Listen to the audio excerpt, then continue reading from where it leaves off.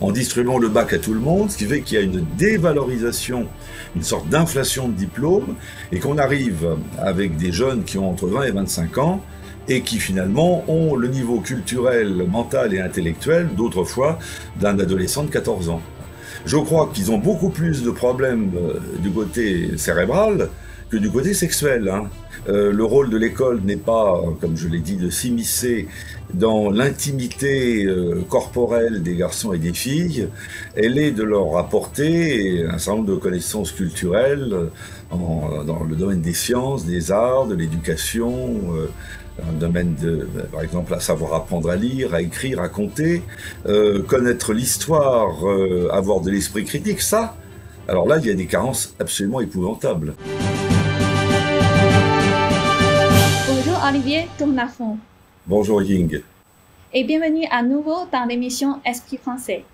Merci de votre invitation. Et vous êtes professeur de droit à l'université Paris 12, Créteil. Exactement, c'est ça. Et aujourd'hui, nous allons parler de l'éducation, le système éducatif en France. Tout d'abord, là, j'aimerais vous faire écouter le discours du ministre de l'Éducation de ce lundi 12 septembre. Je vais vous faire écouter son discours. Nous devons en effet parler d'éducation à la sexualité à l'école. C'est d'ailleurs une obligation légale. La loi de 2001 nous enjoint de façon très claire de parler d'éducation à la sexualité dans le premier degré et dans le second degré. Et donc, nous devons respecter la loi. Or, un rapport de l'inspection générale montre qu'il y a de grandes variations selon les écoles, selon les classes, selon les territoires. Nous devons donc améliorer cette situation, à la fois pour des objectifs de santé publique, faire reculer les grossesses précoces, par exemple, ou bien lutter contre les maladies sexuellement transmissibles, et puis des objectifs plus généraux qui sont liés aux discriminations, qui sont liés à la lutte contre les violences sexuelles et sexistes, qui sont liés à la lutte contre les LGBT-phobies, à une meilleure égalité. Et alors, c'est quoi cette loi 2001 qui alors, écoutez, oblige... Voilà, alors je ne savais même pas qu'il y avait une loi là-dessus. Vous savez, il y a tellement de lois, il y en a tellement de milliers de lois tout le temps et de décrets que je ne savais pas que le Parlement avait voté en 2001 une loi là-dessus qui est qu'on peut appeler un gadget législatif, parce que cette histoire d'éducation sexuelle, c'est quelque chose qui revient sur l'eau périodiquement pour distraire l'attention des foules, et ça depuis mai 1968 à peu près. Alors, moi je trouve que c'est parfaitement ridicule et déplacé. Qu'il y ait une loi ou qu'il n'y en ait pas, le rôle de l'État n'est pas de s'immiscer dans l'intimité corporelle des gens et sentimentale. Je comprends qu'on puisse faire des cours de biologie, de médecine d'ailleurs, ça serait les bienvenus. Je pense que les cours de médecine dans l'enseignement secondaire pourraient être utiles, peut-être même dans le primaire, pour attirer l'attention des jeunes sur les pratiques à risque en matière de sexualité, pour les prévenir contre les maladies sexuellement transmissibles, qu'on appelait autrefois les maladies vénériennes, contre le sida, des précautions à prendre. Mais en réalité, je ne crois pas qu'il s'agisse de cela.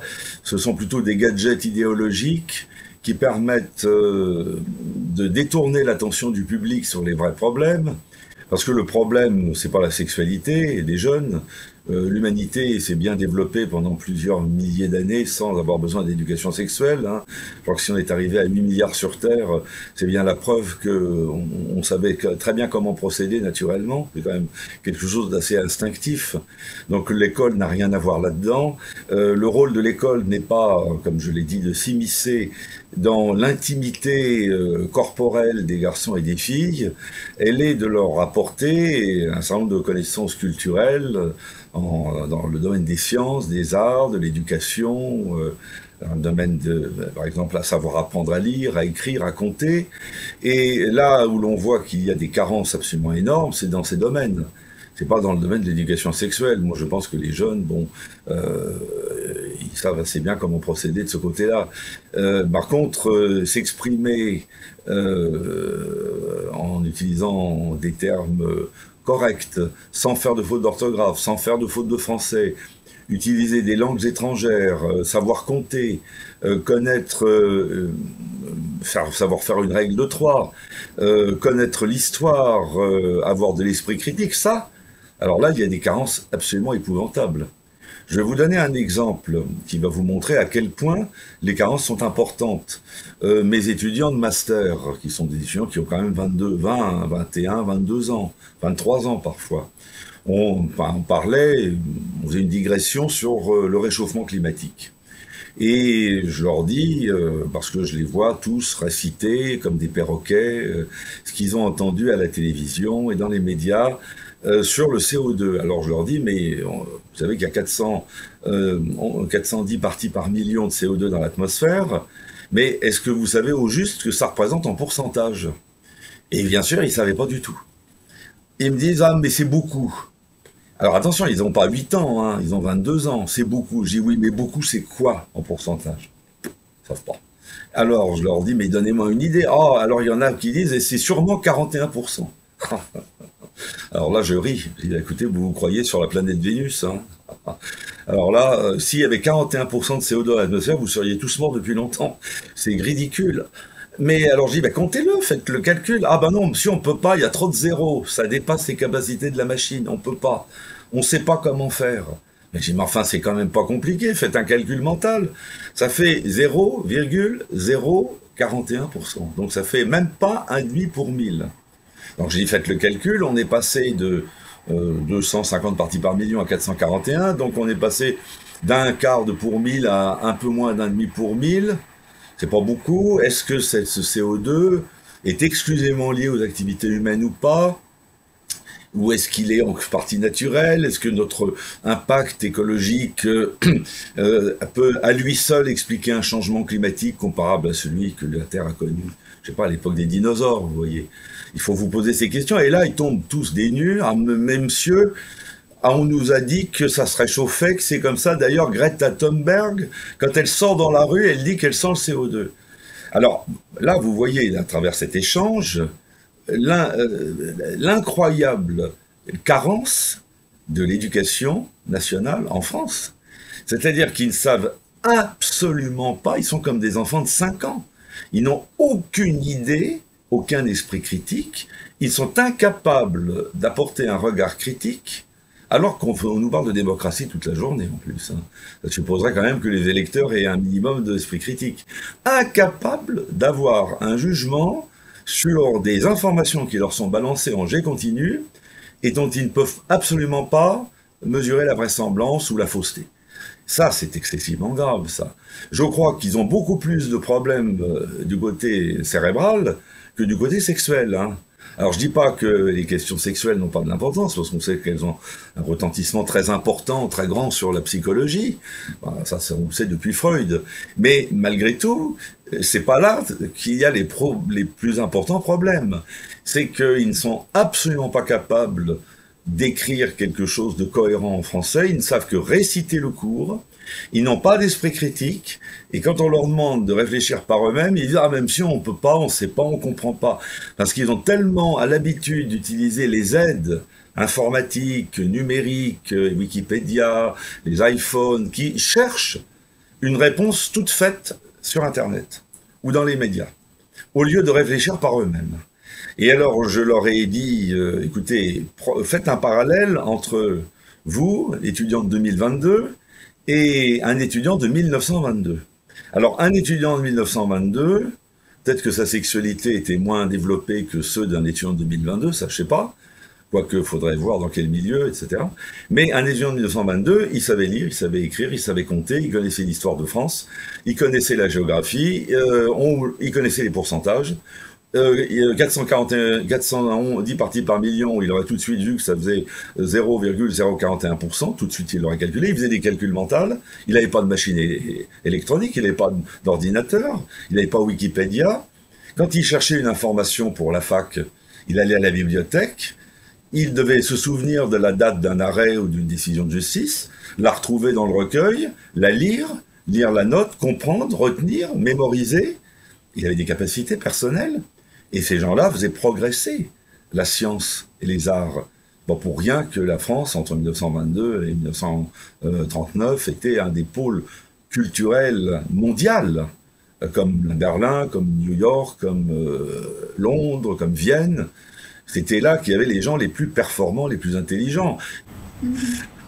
Mais et selon vous, mais pourquoi en fait, justement vous avez dit dans la société traditionnelle, on n'a pas besoin, c'était pas nécessaire ce type de formation ou éducation sexuelle, et pourquoi maintenant le gouvernement veut mettre l'accent sur une priorité? Mais parce que c'est un projet malheureusement totalitaire. Dans les États traditionnels, le pouvoir, qui appartenait généralement à une dynastie ou une élite, s'occupait que de gouverner, mais il ne s'occupait pas de la vie privée des gens.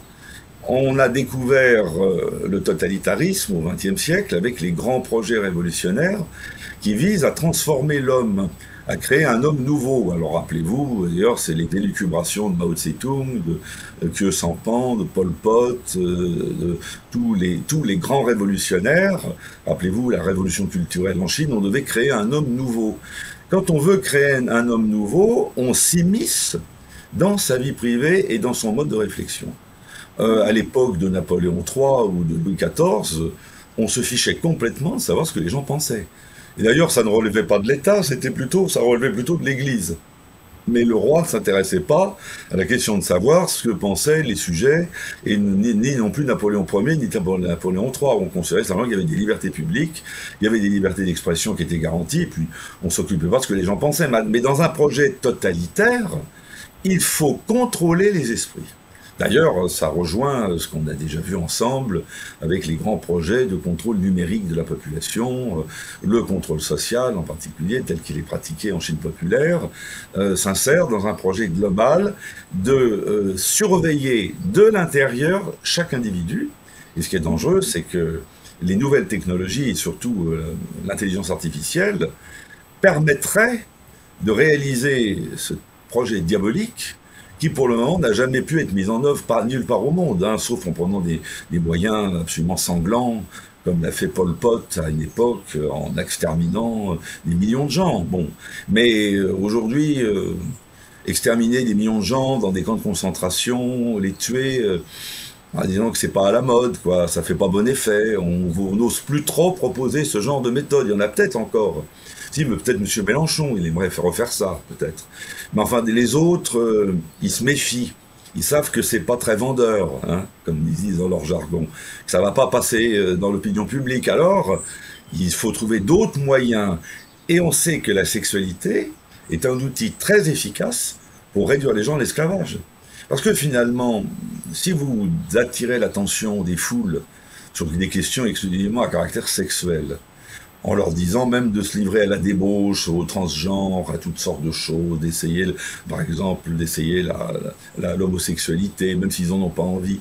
C'est tout le temps que les gens vont consacrer à ça, ils ne le consacreront pas à la réflexion politique, à une réflexion personnelle, à un développement personnel, ils vont être accaparés par ça.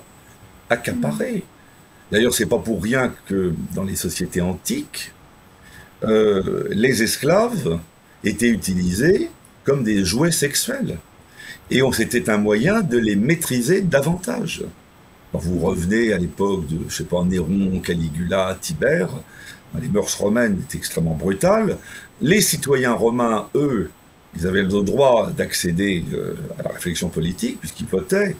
Mais les esclaves, c'était juste, on les utilisait comme on voulait. Et ça permettait de mieux les asservir, d'ailleurs.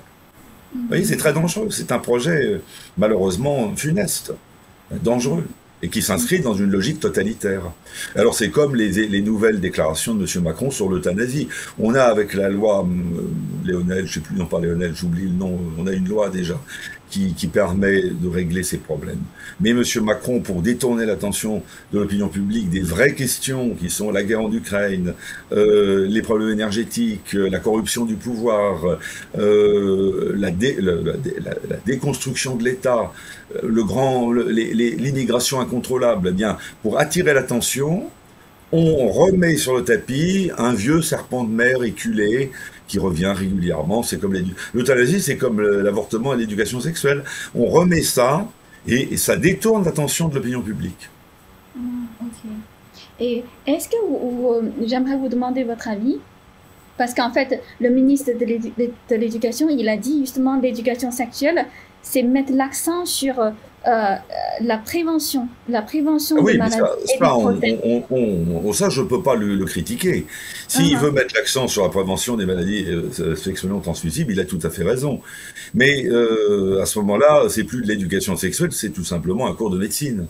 Bon, c'est plus de l'éducation sexuelle.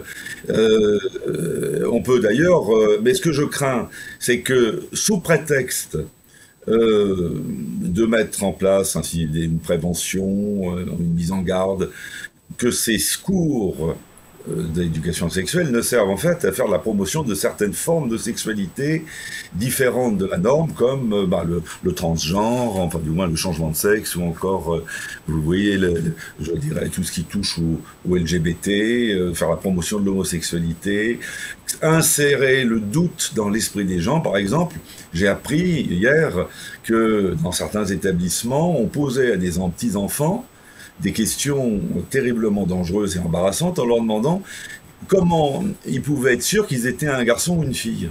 Mais c'est très dangereux. Quand vous demandez à un enfant de 5 ou 6 ans comment il peut être sûr s'il est un garçon ou une fille, vous créez bien sûr un doute dans son esprit qui va favoriser une crise existentielle éventuellement. Il n'y a pas beaucoup d'enfants de 5 ans qui vont dire écoutez, je suis un petit garçon, j'en ai la conviction, je le sais, maintenant laissez-moi tranquille. Et allez, occupez-vous d'autre chose. Un enfant ne peut pas répondre ça. Vous voyez, la manipulation psychologique, elle est derrière la manipulation sexuelle, il y a la manipulation psychologique. C'est ce que justement, j'ai vu justement dans le cours, il y a justement cette partie de identité de genre et orientation sexuelle. Oui, bien sûr.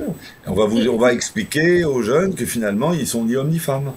Et qu'au fond, ils sont ce qu'ils ont envie d'être. Alors après, ça va conduire à malheureusement des dérives que nous commençons à dénoncer, qui sont des opérations sur des adolescents qui veulent changer de sexe, qui s'avèrent absolument catastrophiques après et qui se traduisent ensuite. Et on l'a vu en Angleterre, hein, on a vu qu'il y avait des milliers de plaintes, parce que ce sont des mutilations finalement. Et lorsque la personne est adulte, elle se rend compte qu'elle a opéré des mutilations irréversibles, qui vont complètement contrarier tout son système hormonal. Vous savez, je répète toujours cette phrase de Francis Bacon, pour commander à la nature, il faut obéir à ses lois. Et les lois de la nature, c'est plus important que les lois de la République. Donc, vous avez un Parlement peut toujours voter des lois absurdes, ridicules. On l'a vu dans tous les régimes politiques. On l'a vu dans l'Antiquité, on l'a vu en Chine avec Mao Tse-tung, on l'a vu au Cambodge avec Pol Pot. On peut toujours prendre des mesures législatives absurdes. Et le problème, c'est que la loi naturelle, elle, on ne peut pas lui échapper. Alors, on peut toujours opérer quelqu'un, lui dire qu'il n'est ni homme ni femme, mais après, la nature l'attend au tournant. Et là, il n'y aura plus personne pour répondre de rien, bien sûr. Vous voyez, c'est comme, je vous dis, c'est comme la révolution culturelle. On devait faire un homme nouveau, ça devait être le paradis sur Terre. Je me souviens, en mai 68, on nous disait que c'était l'avenir de l'humanité. Bon, ça a été un bain de sang effroyable. Et ça a été des malheurs épouvantables, parmi les plus grands malheurs de l'histoire de l'humanité. Les hommes, vous voyez, ne sont pas raisonnables. Ils repartent dans des délires idéologiques. Tout à fait. Et est-ce que vous pensez qu'il y a aussi cette neutralité des valeurs? C'est-à-dire les professeurs n'ont plus osé peut-être dire, comment dire, les relations traditionnelles entre une femme et homme. Bien sûr, mais parce qu'ils ont peur. Ils ont peur du politiquement correct, ils ont peur d'être sanctionnés par leur hiérarchie.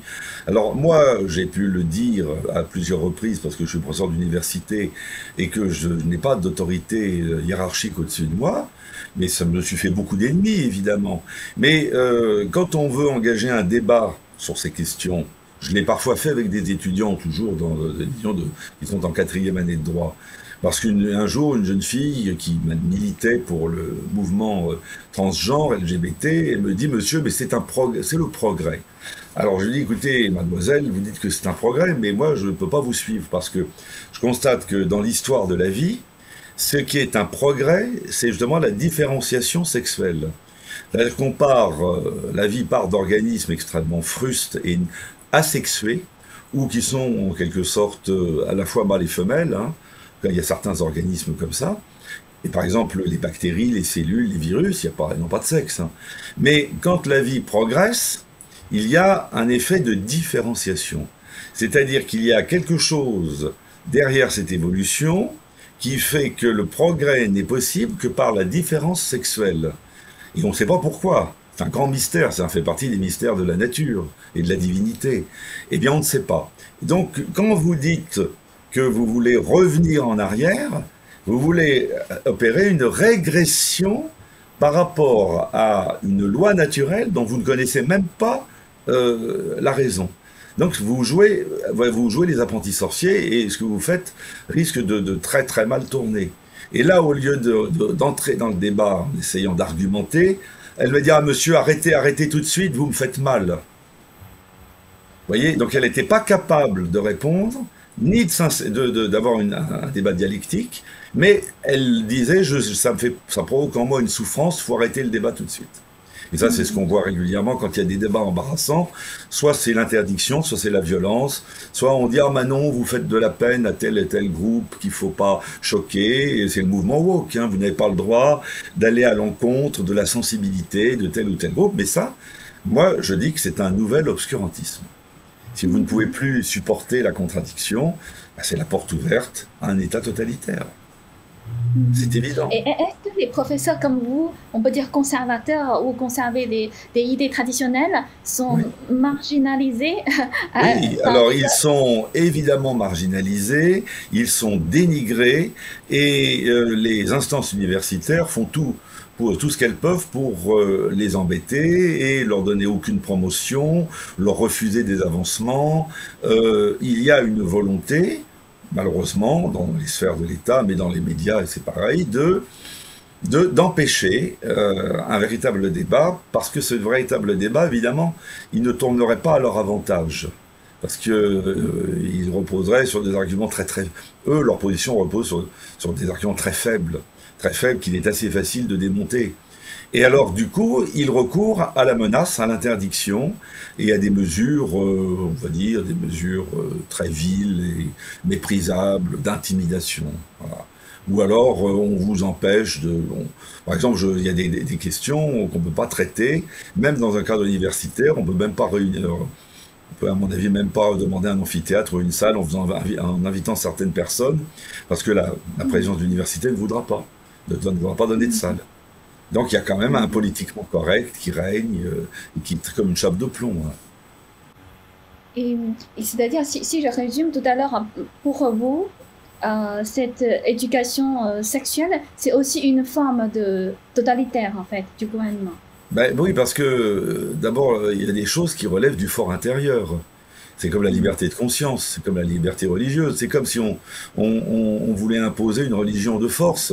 Et là, ça touche au plus fort de l'intimité, et donc ça peut être dangereux. Je ne dis pas que les informations à caractère médical sont inutiles, mais je redoute de la part des gens qui nous gouvernent une instrumentalisation de cette espèce de gadget, parce que si on voulait vraiment faire que de l'information, ben on ferait un cours de médecine. On peut très bien faire un cours de médecine et de biologie. D'ailleurs, ça existe des cours de biologie. Au lycée, il y en a. On peut très bien faire des cours de biologie, même devant les primaires, en leur expliquant de manière parfaitement neutre et impartiale un certain nombre de fonctionnements, sans rentrer dans les détails. Mais je redoute, et je pense que j'ai raison de me méfier, une manipulation visant, sous couvert d'éducation et d'information, à amener les gens à modifier leur comportement. Est-ce que d'après vous, on peut dire aussi l'éducation, c'est déconnecter aux valeurs ou comment dire, aux principes moraux traditionnels. Ah oui, c'est sûr. C'est évident. Bah, ça s'appelle d'ailleurs, ça c'est sous couvert de laïcité. Alors si la laïcité c'est simplement la tolérance religieuse, moi je suis tout à fait d'accord. Et d'ailleurs je remarque que c'est grâce à la civilisation chrétienne que la tolérance religieuse et la laïcité a pu progresser. Parce que dans toutes les autres civilisations, au contraire, c'était beaucoup plus strict. Mais si la laïcité devient la promotion de la débauche, des expériences dangereuses, de l'athéisme et on va dire aussi des actions à caractère impie et à la négation de toute divinité, là, ce n'est plus de la laïcité, je dirais que ça devient une sorte d'entreprise satanique de destruction de la civilisation. Hein. Donc là, moi je suis... Vous savez, un conservateur n'est pas un passéiste. Les gens ont tendance à croire que les conservateurs sont des gens qui veulent retourner au passé, qui sont toujours réactionnaires, ce qui n'est pas vrai. Un conservateur peut être réactionnaire sur certains plans et favorable au progrès pour d'autres. C'est pas forcément un conservateur n'est pas forcément quelqu'un qui condamne l'évolution, au contraire. Simplement, le conservateur estime que si on a pu accomplir des progrès, c'est parce qu'on s'est appuyé sur les acquis du passé et que ce qui existait avait le mérite d'exister et qu'il ne fallait pas toujours vouloir tout changer comme on veut le faire maintenant. La politique de la table rase. Ça, c'était très dangereux et qu'il ne fallait surtout pas perdre de vue deux grandes forces qui dominent notre univers. C'est la nature, d'une part, et comme le dit Baudelaire, la divinité, c'est-à-dire une puissance créatrice, qui quelque part est à l'origine de tout ça. À partir du moment où on respecte ces deux principes et que l'on est prudent, il n'y a pas de difficulté, on peut faire des expériences nouvelles, simplement on sait qu'il y a parfois un prix à payer et des dangers à encourir. Mais si on part dans une idéologie comme celle à laquelle on a assisté, encore une fois, j'ai rien inventé, c'est pas moi qui ai inventé la révolution culturelle, hein, avec Mao Tse-tung, Pol Pot, c'est pas moi qui l'ai inventé. On va dire, les élucubrations d'Adolf Hitler sur l'amélioration de la race, non plus. Les élucubrations de Lysenko du temps de Staline, c'était bien, il y avait bien une volonté de rupture avec tout ce qui avait existé antérieurement et de destruction de toute la civilisation. Ça a échoué. Mais j'ai l'impression qu'ils s'en sont pas remis et qu'ils voudraient recommencer avec des moyens plus astucieux. Mais comme vous dites, c'est quand même bizarre parce que le communisme a causé plus de 100 millions de morts. Ouais.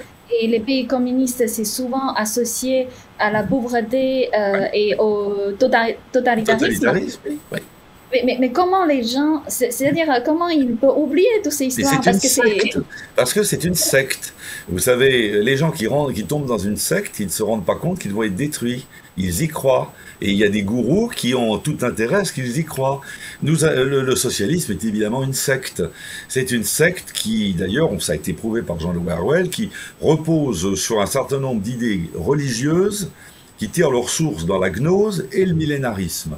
Alors la gnose, c'est l'idée suivant laquelle le mal est extérieur à l'homme, l'homme ne peut pas faire le mal quoi qu'il fasse, et que d'ailleurs les différences sexuelles n'incomptent pas, etc.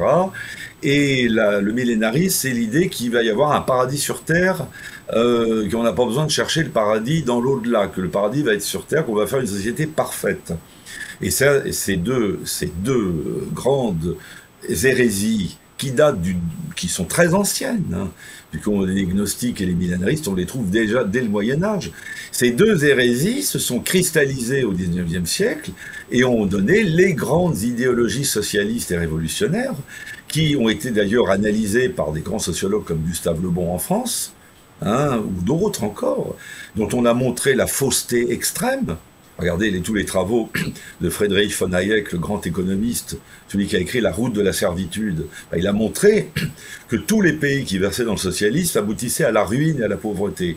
Mais regardez Cuba, regardez la Corée du Nord, regardez Cuba, le Venezuela. À Cuba, on a $1 par jour pour vivre. Et vous avez une caste de super riches qui vivent comme des milliardaires et qui se représentent, qui sont la nomenclatura. C'est la famille Castro, le pouvoir appartient à une famille qui a réduit en esclavage l'île. Ça, c'est du socialisme. Ça a toujours été comme ça. Hugo Chavez, c'était déjà pareil. Maduro, Nicolas Maduro, c'est pareil. Bon, ça a été pareil dans les pays socialistes, du temps de l'URSS. Et alors la Chine, c'est un peu différent parce que les Chinois sont un peu plus intelligents. Donc le Parti communiste chinois a compris avec Deng Xiaoping en 1978 qu'il fallait quand même permettre au capitalisme de développer l'économie. Et à ce moment-là, les Chinois, qui sont des gens très intelligents, je pense que les Chinois sont extrêmement intelligents, ils ont compris qu'ils ont tiré les leçons des échecs des autres. Donc ils ont dit, nous, on va pas faire pareil, on va garder le pouvoir, mais on va quand même permettre l'économie de marcher parce que c'est le seul moteur de l'économie. Donc ils ont parfaitement compris, ils ont mis en place un capitalisme sauvage qui est utile, mais ils gardent le pouvoir. Mais si on fait abstraction du système chinois qui est plus évolué et beaucoup plus intelligent, partout dans le monde, les systèmes socialistes, ce sont de véritables caricatures. Ce sont des criminels qui ont du sang sur les mains et qui ont ruiné leur peuple. Mais ça plaît. Moi, il y a des tas de gens qui adorent avoir une affiche du Che Guevara dans leur bureau ou dans leur appartement. Bon, vous en trouvez à vendre partout. Hein. Ça leur plaît. Vous n'avez pas des gens qui vont porter sur leur t-shirt les portraits des pères de l'Église ou de Saint-Augustin. Le mal plaît. J'en n'y peux rien, c'est la nature des choses. Le mal attire. Vous savez, c'est pas pour rien qu'on dit que le diable est un séducteur. Le diable est un séducteur, il opère, il n'a pas la puissance de Dieu. Que ce qu'il peut faire, c'est détourner et dénaturer ce que Dieu a créé. Donc pour lui, il faut passer par la séduction. L'homme n'a pas changé, en fait. Ceux qui veulent devenir les maîtres du monde, et il y en a. Il suffit de lire les propositions de Klaus Schwab, le président du Forum économique de Davos, pour voir que cet homme-là, il est dans un projet mégalomaniaque. Par contre, Bill Gates dit qu'il veut aussi vacciner toute la planète, c'est pareil. George Soros aussi, avec son Open Society, ces gens-là, ce sont des mégalomanes. Ces mégalomanes, eux, aimeraient bien prendre le contrôle des esprits et réimposer des mythes qui ont été ceux des grands totalitarismes du XXe siècle, et je songe notamment à un mythe qui revient sur l'eau de manière très dangereuse, qui avait pourtant disparu, c'est le mythe de l'amélioration de l'homme par le transhumanisme. Alors ça, c'est plus du communisme, là, mais c'est du national-socialisme. Parce que le national-socialisme, il postule que l'homme doit évoluer vers le surhomme. Et là, qu'est-ce qu'on nous propose avec l'homme augmenté, les implants cérébraux, la machine, on nous pose en fait un projet que certainement Adolf Hitler et Eichmann auraient trouvé très intéressant et tout à fait porteur d'espoir pour eux, parce qu'eux, ils souhaitaient ça. Ils souhaitaient, bien sûr. Donc, vous voyez, comme quoi la pensée totalitaire, elle est toujours cachée dans l'ombre, et elle essaye toujours de venir détruire la civilisation. Elle est dangereuse. L'homme, on n'est pas arrivé, contrairement à ce que font croire les médias et les hommes politiques, dans une société où maintenant c'est le bien qui règne. Ça, c'est totalement faux. Parce qu'on a tendance à faire croire aux foules, les régimes démocratiques, c'est le règne du bien, et Poutine, c'est le mal absolu, mais c'est ridicule. Dans les sociétés démocratiques, vous avez autant de gens dangereux que dans les dictatures. Simplement, ils exercent le pouvoir d'une autre façon. Et ils ont d'autres ressorts très habiles, mais il y a toujours des mégalomanes, il y a toujours des gens qui veulent devenir les maîtres du monde, comme le voulait Xerxès à l'époque des guerres médiques. Rappelez-vous, quand les Perses ont essayé d'envahir la Grèce, Xerxès voulait devenir le maître du monde. Bon, il y en a eu beaucoup qui ont voulu devenir les maîtres. Hitler aussi voulait peut-être devenir le maître du monde. Alors, ces gens-là n'ont pas disparu. Il y en a toujours. Et on va trouver d'autres moyens maintenant. Et ces gens-là sont évidemment animés par ce que Nietzsche a appelé la volonté de puissance. Parce que soit vous considérez que ce qui compte, c'est ce que votre caprice, en tant que mégalomane, c'est la volonté de puissance. Et vous allez mettre tous les moyens et vous allez réduire en esclavage l'humanité pour vos fins personnelles. Ça, c'est extrêmement dangereux. Ou alors, vous considérez qu'il y a des règles transcendantes qui vous dépassent et auxquelles vous devez obéir, même si vous ne les comprenez pas, et en tout cas, vous devez vous inspirer. Et là, vous devenez un croyant et vous êtes en rapport avec des forces qui nous dépassent, et il y a des choses que vous ne faites pas. Même si ça vous rapporte des milliards, vous ne le faites pas. Voilà le clivage actuel. Je crois qu'il est clair, en fait. Est-ce que c'est-à-dire, selon vous, tout ce qui arrive en ce moment dans l'éducation, c'est-à-dire la baisse de niveau des élèves, aussi ce type de mouvement wokisme pour les éducations sexuelles, tout ça, c'est intentionnel et programmé. C'est intentionnel chez certains et c'est par suivisme chez la majorité. Il y a quelques-uns qui ont des volontés très précises et qui ont un plan, probablement, ou pas vraiment un plan, mais disons qui ont des pulsions mégalomaniaques, ça c'est évident, et puis qui y croient, c'est devenu pour eux une nouvelle religion, comme l'a été le communisme. Ça c'est certain. Mais les autres, ça c'est une minorité agissante. Tout le monde en 1970 n'était pas stalinien ni maoïste, mais pourtant on n'osait pas dire du mal de Mao Tse-tung. Quand on portait, les jeunes portaient vous savez, des t-shirts à l'image de Che Guevara et encore aujourd'hui, ou de Mao Tse-tung, qui étaient des bourreaux et des tortionnaires, mais ils étaient bien vus. Et puis, je vais vous dire une chose. Commercialement, le bien n'est pas vendeur. Le mal est beaucoup plus vendeur que le bien. Quand quelque chose est mal, quand quelque chose est dangereux, ça attire les hommes. Par exemple, des objets pieux, personne ne va vous les voler. Hein. On ne va pas vous voler un crucifix, on ne va pas vous voler une Bible. Mais un machin à caractère un peu sataniste, surtout s'il y a des croix gammées, des trucs comme ça, tout de suite ça a de la valeur. Ça attire. Il y a une force d'attraction. C'est-à-dire, nous sommes vraiment vers le fin de notre monde, parce que tout est inversé. Peut-être. Mais ça a toujours existé, hein. Ces choses ont toujours existé. La grande différence, c'est qu'alors, pendant très longtemps, le pouvoir politique, quand même, gardait un minimum de bon sens et d'esprit critique. Bon, on pouvait critiquer les rois, les princes, les empereurs, mais malgré tout, il y avait quand même un fond de bon sens de la société et un lien avec des forces qui nous dépassaient aujourd'hui. Il est vrai que les idées complètement farfelues, totalitaires et dangereuses sont malheureusement très à la mode et ça c'est inquiétant. Oui. C'est vrai que de ce point de vue-là, ça ne s'arrange pas. Et puis il y a aussi, c'est sur un fond de recul de l'esprit critique, des valeurs et des repères. Quand vous avez des peuples européens occidentaux qui n'ont plus aucun repère, donc, qui ne sont même plus capables de discerner entre le vrai et le faux, entre le bien et le mal, c'est évidemment la porte ouverte à tous les aventuriers et à tous les idéologues de passage et tous les charlatans. C'est comme ça que les charlatans prospèrent. C'est sur un fond de décadence de la culture et de la civilisation.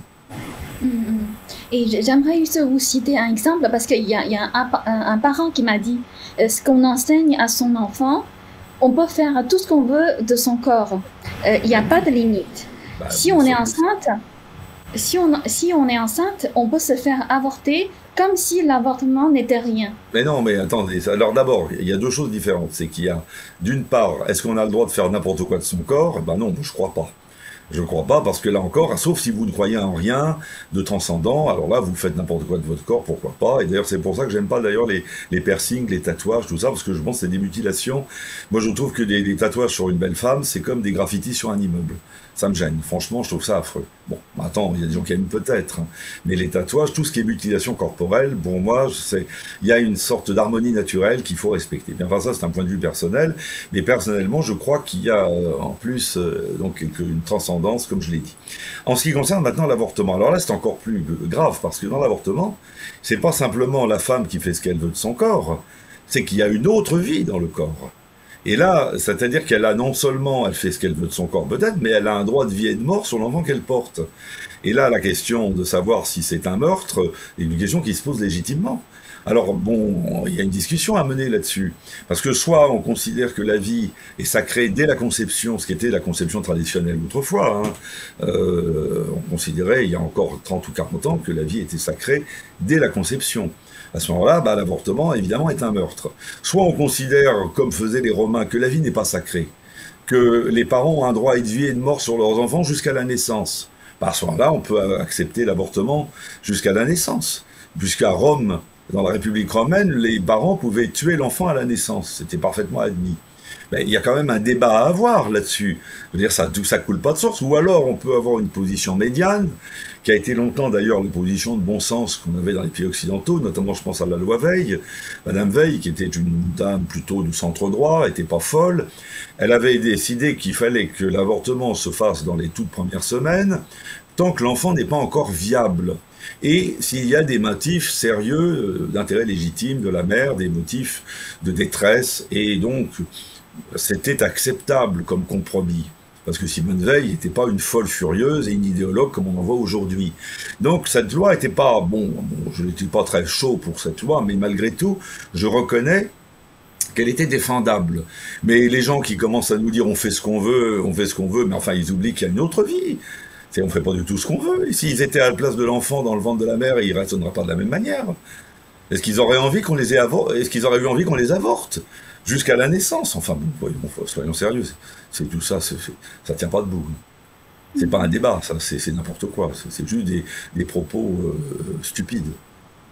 Mais si dans l'école, c'est ça l'enseignement. Ah, et voilà le danger. Et alors, imaginez que vous insériez ce genre d'idées. Alors, certains vont réagir instinctivement en disant non, ça marche pas, j'y crois pas à ça. Ou alors d'autres vont vont partir là-dedans, mais on revient au problème des modes d'éducation totalitaires, puisque c'est ce qui se faisait dans tous les régimes totalitaires. On prenait les enfants, vous savez bien les Hitlerjugend, que les jeunesses communistes, ou encore en Chine populaire, ou avec Pol Pot, et on les prenait, on les formait totalement, on les conditionnait absolument, et on les détruisait psychologiquement. Et ça, c'est ça que je critique profondément, évidemment. Et c'est ça que je redoute, et c'est ça qui risque de revenir par un autre biais, mais de manière soft, en quelque sorte. Parce que les méthodes hard ne sont plus à la mode. Pour le moment, hein, pour le moment. Pour le moment, elles pourraient le redevenir, on ne sait pas. Hein. Mais elles ne sont pas à la mode pour le moment. Vous dites aux gens, allez, je vais rouvrir un goulag et je vais envoyer des millions de gens dans les rizières et les tuer. Il n'y a pas beaucoup de succès. Mais si on dit, mais c'est formidable, c'est parce que on va améliorer votre santé, c'est pour votre bonheur, et puis on va insérer votre identité, en fait, elle compte pas, ben là, on pourra peut-être arriver à des résultats analogues, mais par des voies détournées, beaucoup plus subtiles. Donc, en fait, on peut dire la pire de conséquence, ça peut être détruire la famille. C'est évident. Détruire la famille, alors on détruit l'individu, on le prive de son identité, donc il se met à faire n'importe quoi, après il peut se droguer, il peut devenir criminel, il devient totalement un électron libre. Comme il est un électron libre, il n'y a plus de famille, évidemment, donc il n'y a plus d'enfants, et puis une fois qu'il n'y a plus de famille, plus d'enfants, ben on fait ce qu'on veut, et à ce moment-là, on considère l'humanité comme un troupeau de moutons qu'on peut mener où on veut. Évidemment, ça détruit la civilisation, forcément, ça me paraît logique. Hein. Ça détruit quelque chose qui a fait que l'homme n'est pas simplement un animal, que l'homme a réussi à construire. Mais il semblerait que ce qu'il a construit, ça ne plaise pas du tout à certains, qui aimeraient bien substituer à ce que l'homme a construit depuis des milliers d'années, leur propre vision du monde. Et ça, c'est ce que j'appelle la volonté de puissance. Et qui a toujours, elle a toujours existé. Hein. Simplement, avant, il n'avait pas les moyens de le faire.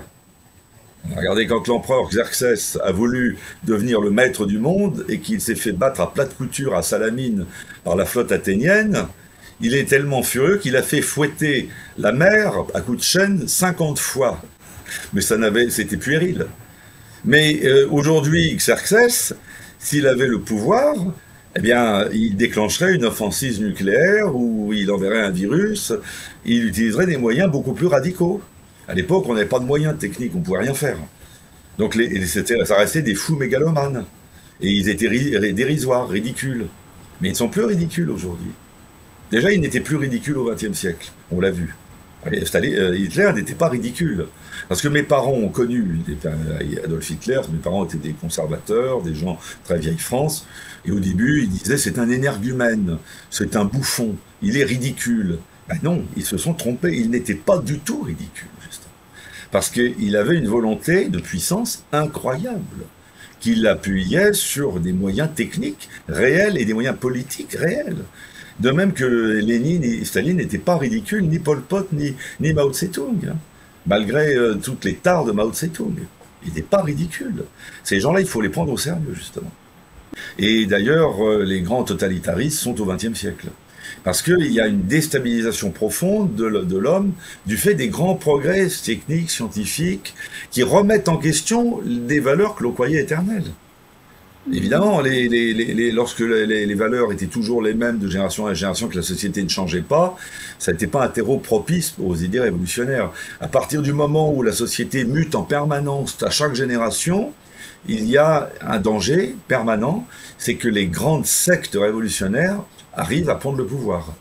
Ça fait partie des défis lancés à l'humanité. C'est la rançon du progrès, en somme. Et les jeunes générations semblent aimer bien le socialisme. Oui, parce que quand vous dites aux gens, vous ne travaillerez pas, vous aurez de l'argent et vous pourrez vous consacrer à vos loisirs, c'est toujours populaire.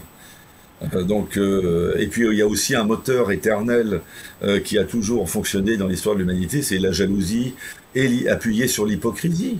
Jalousie et hypocrisie sont les deux mamelles de la pensée révolutionnaire. On va prendre aux riches pour donner aux pauvres, donc on a une posture morale. Je prends des gens comme Piketty par exemple, ou encore même des hommes politiques, regardez Mélenchon. Donc on va venir vous aider parce que vous êtes persécutés, alors qu'en réalité, souvent c'est pas le cas. Et puis en même temps, nous, en fait, on s'en fiche parce que nous, ça s'appliquera pas à nous. Les autres seront égaux. Et ils seront tous pareils, mais nous, on est au-dessus. Regardez, dans tous les régimes totalitaires, il y a eu une nomenclatura qui vivait mieux que les seigneurs du Moyen-Âge. Vous avez ça en Chine populaire, en URSS, vous avez toujours eu une classe dirigeante qui instrumentalisait les grandes idées révolutionnaires pour manipuler les foules au profit de cette nomenclatura.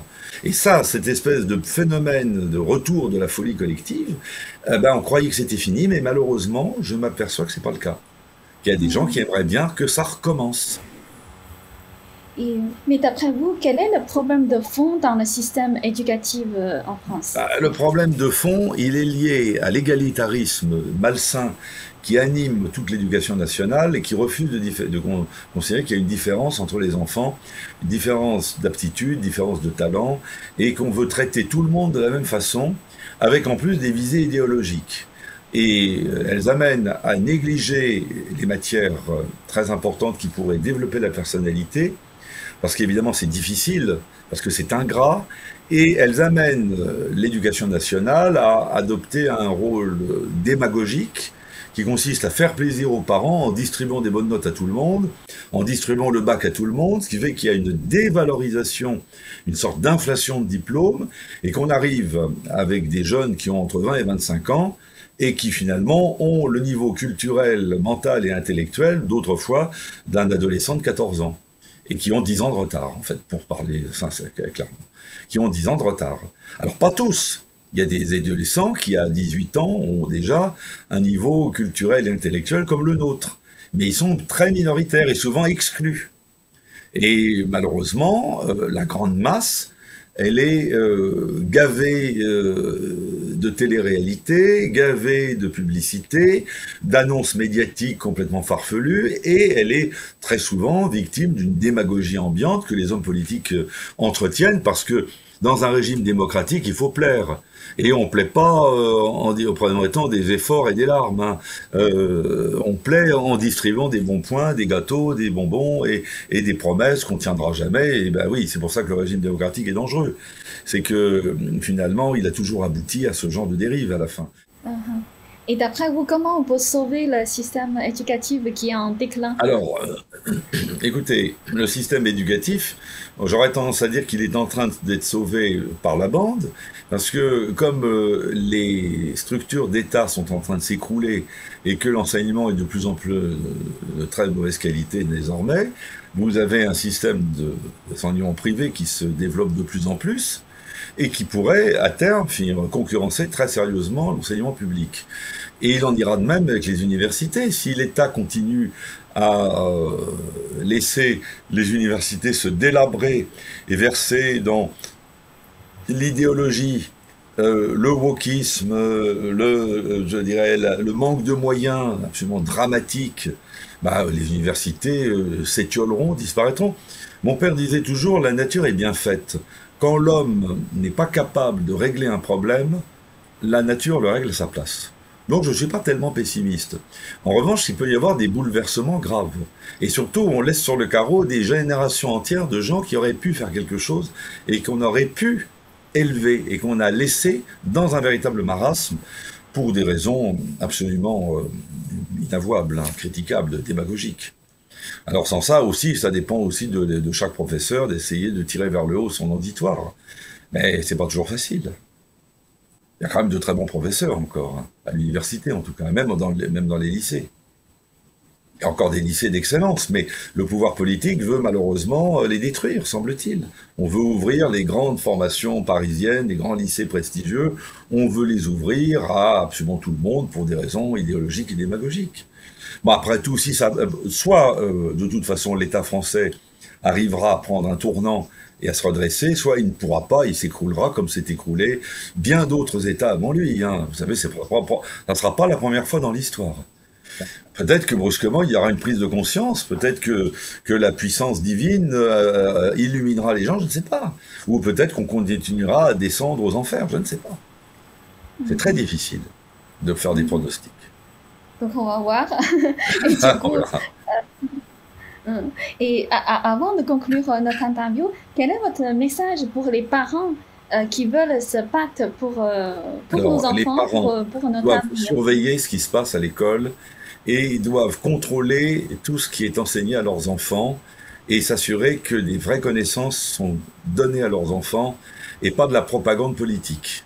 Je conseillerais aux parents de s'insurger de manière absolument systématique contre les formes de propagande politique. Et j'appelle forme de propagande politique toutes les discussions dans lesquelles aucun débat n'est possible.